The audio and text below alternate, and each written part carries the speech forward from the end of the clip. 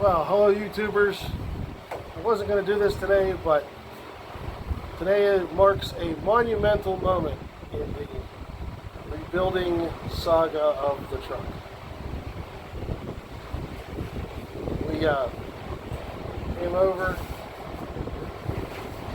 we got the bell housing sandblasted, we got the valve cover sandblasted, got the intake manifold sandblasted. That's pretty much the end of it. And now, a historic event has happened. Sean is in the process of making major milestones in the process of a frame-up restoration of a 70-plus-year-old vehicle. So, I'll explain it here in a second, but there he is. So to give you the story, in sandblasting all this stuff, we needed a place to do it. So, Genius Boy over there got one of the Harbor Tool and Freight greenhouses. And we bought a couple of little fans. And we plumbed it so we had fresh air intake and filtered exhaust. And all the sandblasting has all occurred in that little tank. And now, as you can see, he is in the process of removing said greenhouse. Oops. And, yeah. The creation of more space in the garage has begun. As I think we are officially done sandblasting.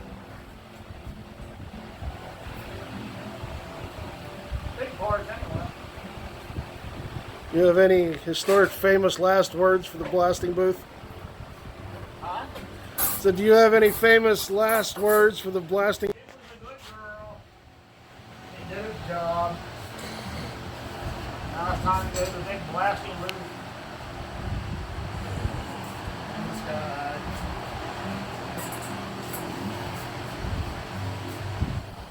So, probably for the last, what, 3 months, 4 months? It's been a storage place for all the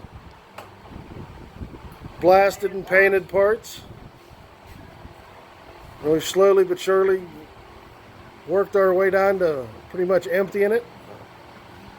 Well, we're not emptying it. Well, I said pretty much. We need more storage room. So like the bulk, all the little cab stuff is all out of it because the cab's over there. And the transmission and the transfer case is all done, so it doesn't need to be in there. But it's probably all going in the other truck, and the other truck stuff's coming in here. Yeah.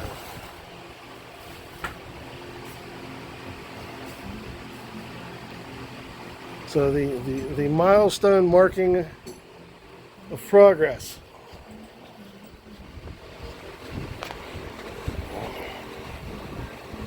Yeah, you'll see some people when they restore a truck, they just do what I like to refer to as a surface restoration. This is a total frame off. And we're doing everything. We're doing it the right way. Pulling the axles, rebuilding the axles, painting them, stripping the frame, painting the frame, gutting everything in the cab, doing the cab, stripping the motor down to all its little pieces and doing the motor. No quickie rebuilds here. This particular 70-plus-year-old Chevy is getting the full treatment. And just think, after the Chevy's done, we get to do the Dodge.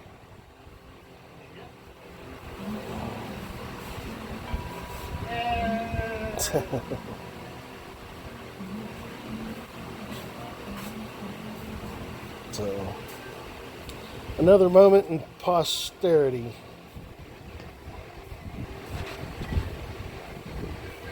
And it's like bloody freaking hot here. I think we're on 2 weeks, 3 weeks? over 90 degrees. So it's like bloody hot. We were out underneath of an easy up outside, sandblasting the valve cover and the bell housing, and we've got the big Rural King fan going. We did that today. We could see that. Yeah, we did that earlier this morning. And Gene just broke his crusher.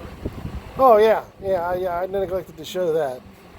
So in the process of trying to sandblast the bell housing, smart boy over there comes in to drain the tank on the air compressor and snaps off the freaking drain tube on the bottom of the air compressor. So that was a half an hour out of our life that we didn't plan on, trying to fix that. But that's all done. The intakes, we blasted the bell housing, blasted the valve cover. He got the intake blasted. So all the engine pieces are tore apart. There's the crank right there. So it needs to go to the machine shop. Whoop.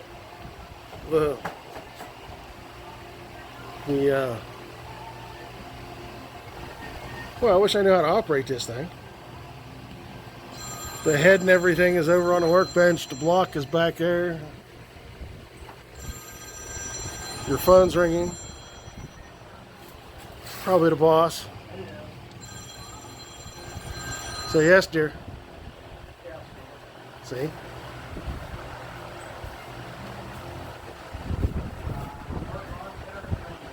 So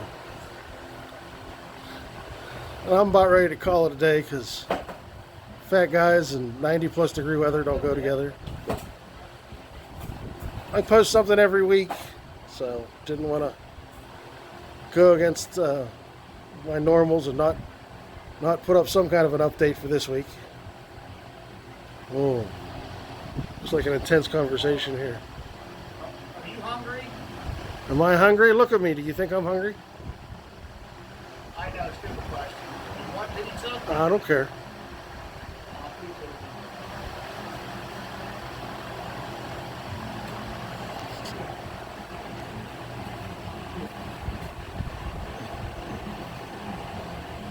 What kind of pizza you want? The Italian kind? Like a spring? Whatever. Spring roll. That would be Gina, Sean's wife, who's in there.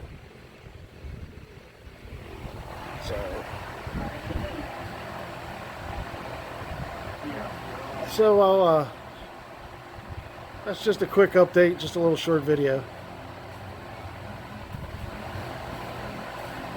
Every weekend we do something, right, wrong, or otherwise.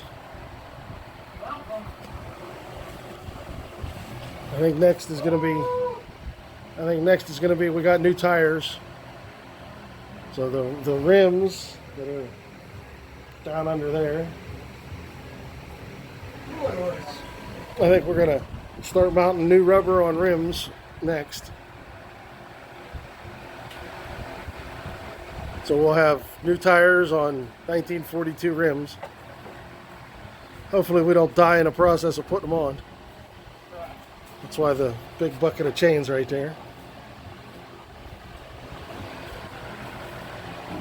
Why don't you tell the viewers why we're going to die? Huh? Why don't you tell the viewers why we're going to die? Because Some may not know why we're going to die. No.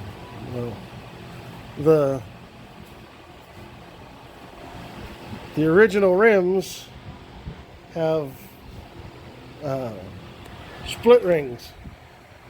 So like your normal rim, modern rim, has a lip on the inside and a lip on the outside with a bead of the tire. Your heavy duty truck, especially from that era, had a lip on the inside and then a removable split ring on the outside. So the idea was you slid the tire down over the rim and then put this snap ring on, and then when you inflated the tire, the pressure of the tire pushed out against the split ring, and the split ring sucked up around the rim and kept the bead on the outside. Well, because they're split rings, if they don't seat inside the little groove on the rim, they pop off and explode. And that's why most people won't deal with a split rim tire. But being that the rims are 42 dated like the truck, and the rims are stamped, we're going to try to keep the original rims. So we're going to tackle that. We got the tires, we got the tubes, waiting to get the liners to go around the rims. There's a rubber liner that you put around the rim to keep the tube from rubbing on the steel inner rim. Oh, we got some of the rims. Somebody's got to go to Minnesota and get 5 more. Well, he doesn't have to, but he's going to. A lot of things I don't have to do today. Yeah, right. So you don't go leave, so you don't want to go to Minnesota and leave your mark in Minnesota like you did for any Anytime Gap? Yeah, no, that's all right. That's a whole nother story. This, like everything Sean and I do, is always an adventure. Somehow when Sean and I try to do something together, something always happens.